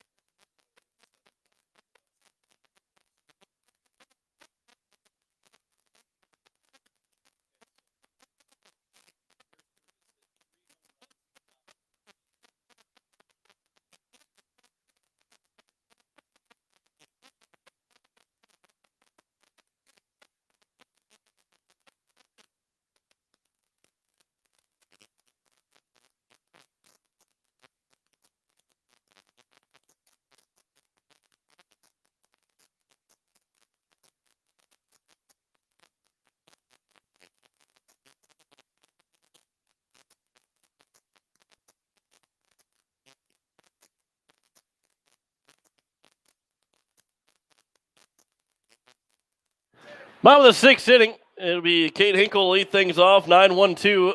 Hinkle, Stouts, and Iverson. Still on the mound is Tristan Redmond, trying to get his team to the top of the 7th inning, and would need a long comeback, a big comeback, down 8-0 right now, trying to keep it at that deficit. Here as we play in the bottom of the 6th inning. Couple of score updates, John. In Harrisburg, Harrisburg leads game 2 over Sioux Falls West 7-0 in the top of the first. Harrisburg has hit 3 home runs in the top of the first inning over Sioux Falls West. Renner and Sturgis tied at 1 in the bottom of the 2nd, and Rapid City Post 320 continues to lead Sioux Falls East 3-2 in the bottom of the 3rd. Count is 2-0 here to Cade Hinkle. 8-0 is the score here at Hyde Stadium between Pierre and Yankton. The 2-0 pitch. That was popped up on the left side. It looks like it's going to get out of play. It stays in play, but the third baseman, Prouty, thought he had to run out of room. It had enough room, but it would have been a tough play. Had it been a sliding play of some sort right near that netting, that's tough and dangerous when you get over that spot. Yeah, and you got to have one eye on the ball, one eye on where the fence is, and for a young guy, if you're 14, 15, 16 years old, that's a play that you only make even if you really only have a fair amount of experience. A diving catch out in left field from McGlone as he takes the hit away from Cade Hinkle to lead off the bottom of the sixth inning. That one kept sinking out left center field, and McGlone was able to dive in front and make the catch.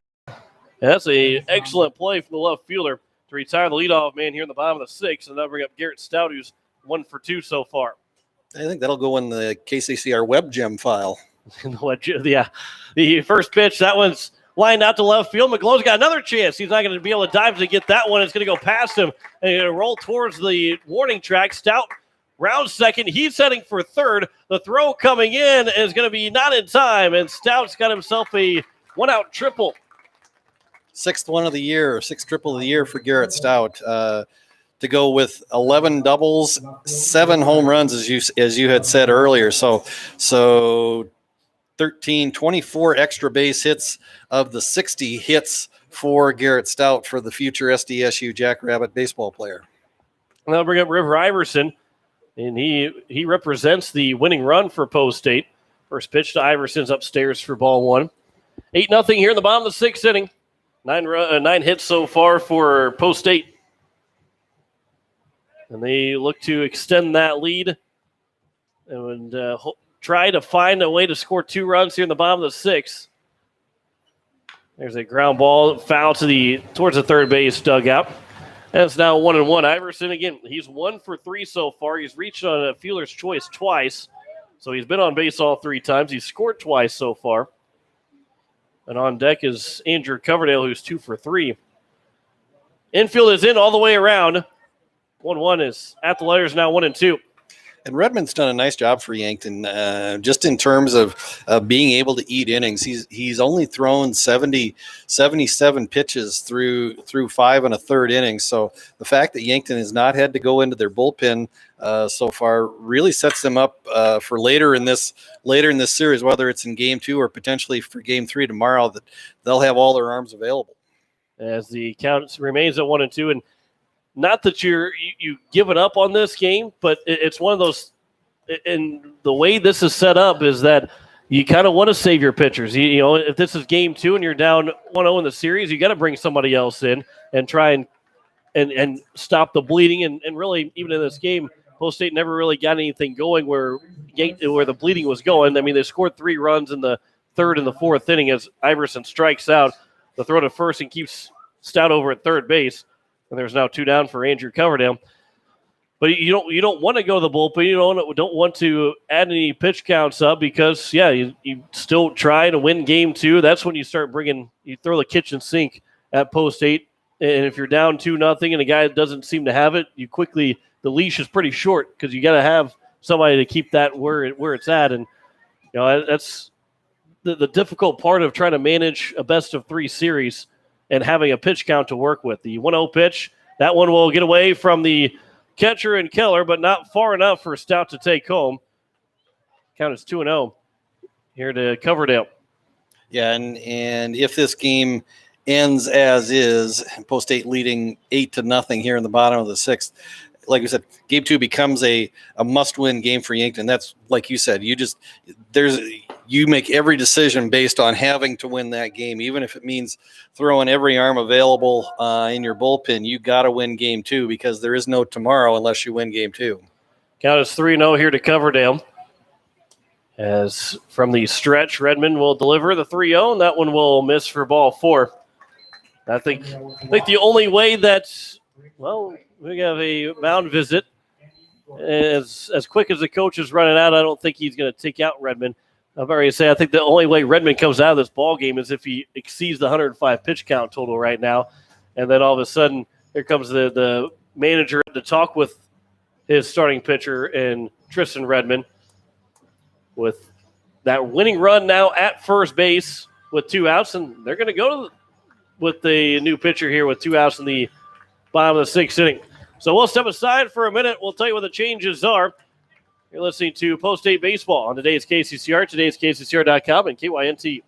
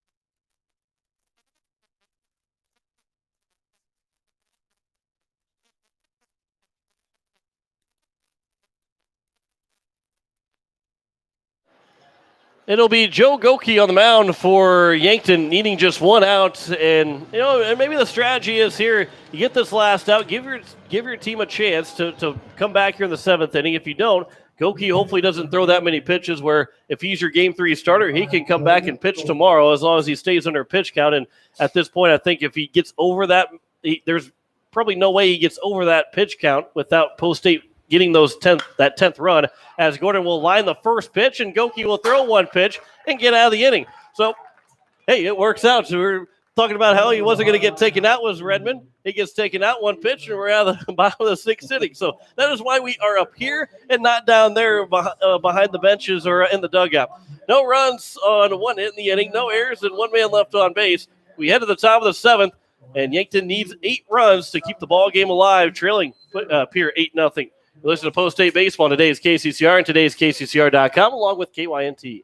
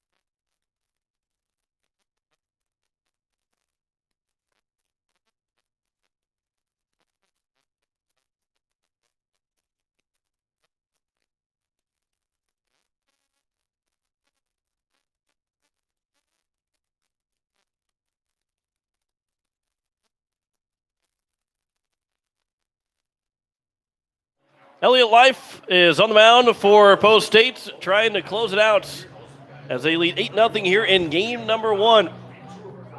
If they win here in game number 1, we'll have 45 minutes in between for the first game and second game. We'll talk with Coach Nathan Nas of Pierre after this ball game is over. We'll also have KCCR news in between the first and second game, and also get you set for game number 2, recap what we've had so far score-wise in the first 8 games, although City Hard Hats and Spearfish may not have started on time, as the first pitch to number 8 hitter Cameron Zarbach is over for strike 1, as Elliott Life is in the ball game to try and close it out.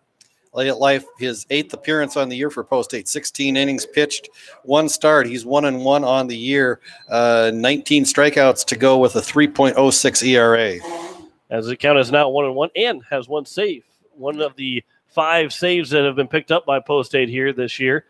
The 1-1 is over, now 1-2. Matt Lusk has the other 4 of those 5 saves.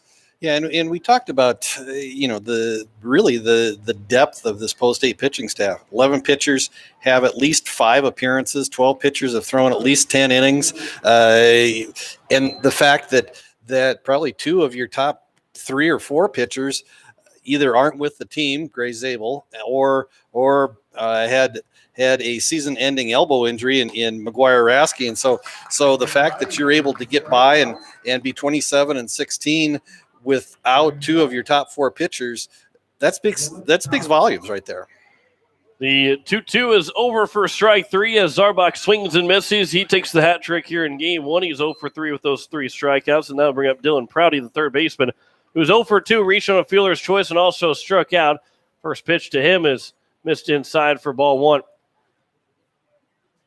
Again, we'll have that conversation with Coach Nathan Nas, the assistant coach of Pierre Post State, and the plan on game number 2 and what they will see going into game number 2 for Post State, who will be on the mound and who will be potentially the first man in relief if necessary. 1-1 pitch to number 9 hitter Prouty. That one misses outside, 2-1. But again, if Yankton would win, obviously this game is not over yet. They still got to get 2 more outs to Pierre. But if Yankton would win in game number 2, assuming that Post State wins it here, as they're going to be 1 out away, as that's a hard ground ball right back to Elliott Life. The throw to the first baseman, Gordon, almost pulled him off the bag, but less. And here's Rugby Riken, who is 1 for 3. But assuming that Yankton would win game number 2, our third game would be at noon tomorrow. And again, we will have it right here on today's KCCR, KCCR.com, and would also think that KYNT will also pick up that broadcast as well. Here's the 1-0 pitch to Riken.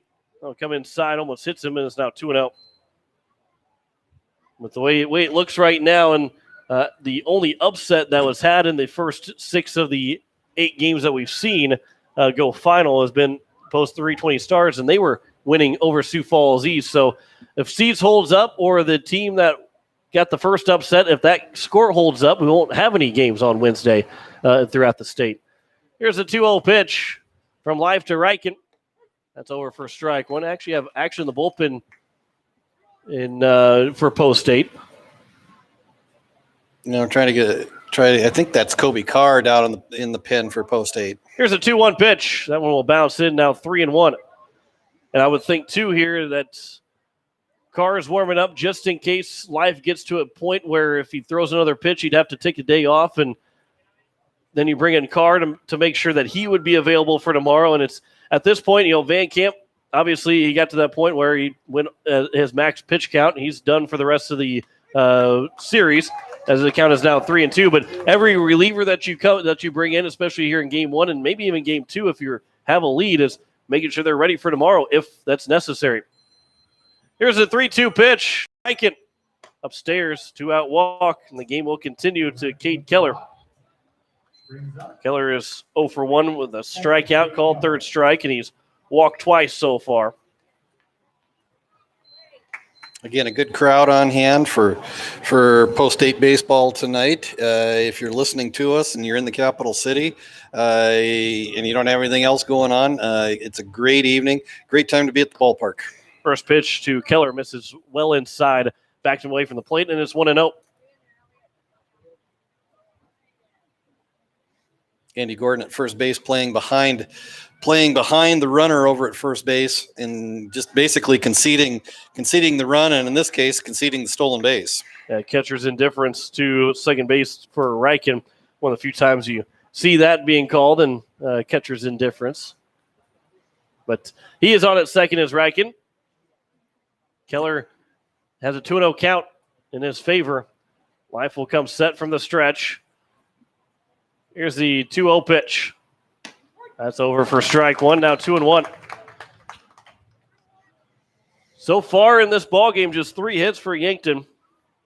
End up being 9 hits for Post State in the ballgame. If the game would end here in the top of the 7th. The 2-1's a swing and a miss, now 2-2. 8 runs on 9 hits for Post State. No errors so far for Pierre. No runs, 3 hits, and no errors for Yankton. A good, clean defensive game between these two teams. Here's the 2-2 from Life to Keller. Swing and a miss, and there is game 1 for Post State. No runs, no hits, no errors, 1 man left on base. Post State shuts out Yankton 8-0 in game number 1. Back in 3 minutes to wrap up game 1 and have a conversation with Coach Nathan Nas. You're listening to Post State Baseball on today's KCCR, today's KCCR.com, and KYNT.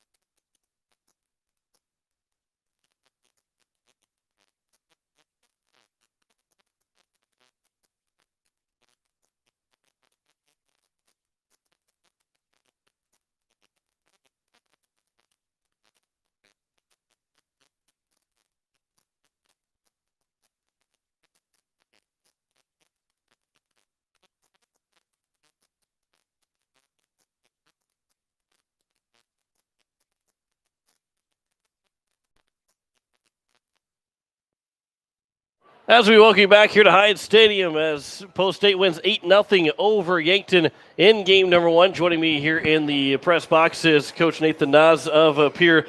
And Coach, just like in game 1, it was 14 strikeouts from Jack Van Camp. Well, he didn't get 14 in this ball game, but the 3 pitchers combined for 14 strikeouts again. That's a good start to this series for you guys. Yeah, absolutely. There's times there where Jack kind of got a little frustrated with himself not throwing strikes, but then he battled back in those innings, and I think one of them he ended up getting the bases loaded and then coming back and striking out 3. So he really battled up there, and that's what we needed to see.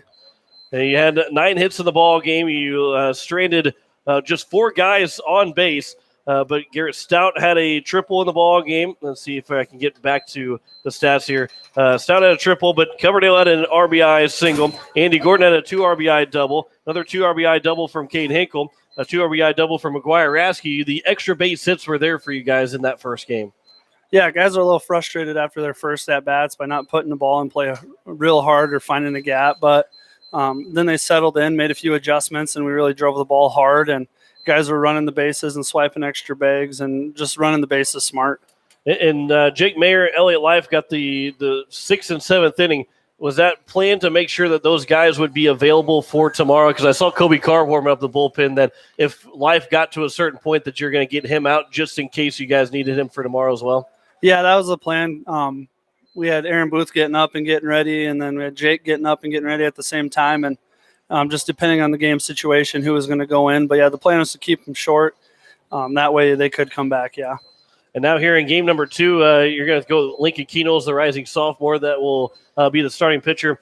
It's a big situation for him. Obviously, having a 1-0 lead gives him a little bit of cushion, a little bit of air, but this is a big situation for the young man. Yeah, this is a big time game, and he knew going into it that if we got the win in game 1, he'd be the guy to go in game 2. So he's had some time now to mentally prepare for it, and I think he's going to be ready to roll. And he's been throwing well for him, and we've just talked to him about don't go out there and try to do too much. Go out there, play within yourself, and you'll be just fine. And that's again, you're playing this Yankton team, and now 2-0 against them, but being at home, you get the crowd here in game 1, and we'll probably get even a little bit bigger here in game number 2 as we are getting closer to the 7 o'clock hour. Everybody's getting off work, a chance to get here. Being able to play in front of these fans has got to be something that these guys, one, love to do, but also just in general really good for this team. Yeah, and that's something the kids have even talked about all year. We go to different places and we look around, and our peer crowd on the road is outnumbering a lot of people's home fans. And so our guys have noticed that throughout the year, and they understand how lucky they are to get to play in a place like Pierre that has such a great community backing. And it definitely does give them a little bit of an edge going into it when they can look into the stands and see a lot of green. Now, having a 1-0 lead, how aggressive will you and Coach White be pitching-wise to try and get this second game so you don't have to play tomorrow? Will you play a little conservative and try and get guys out to hold for tomorrow if this game is tight, or will you be aggressive and say, I don't care if we lose you for tomorrow, we're going to go after this win right here? We're going to go after this one right here.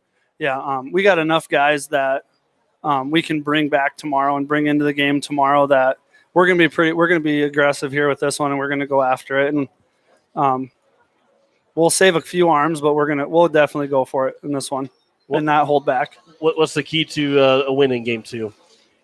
Consistency. We've seen at times when we're playing well, our guys know when we're playing well, we're staying consistent. When we don't play well, when we struggle, we don't know what we're going to get from pitch to pitch. We don't know what we're going to get from at-bat to at-bat. So if we stay consistent, hopefully we'll get out of this one with another win and be here practicing tomorrow instead of playing. Coach, congratulations on the first win, and good luck in game number 2. And one more win, and you get a chance to come back and talk to me next Tuesday. Absolutely. Thank you. Coach Nathan Nas of Post States as they win 8-0 in game number 1. We'll step aside for 2 minutes. So we'll bring Greg back in. We'll run down the final scores in game 1 and also get you set for game number 2. You listen to Post State Baseball on today's KCCR, today's KCCR.com, and KYNT.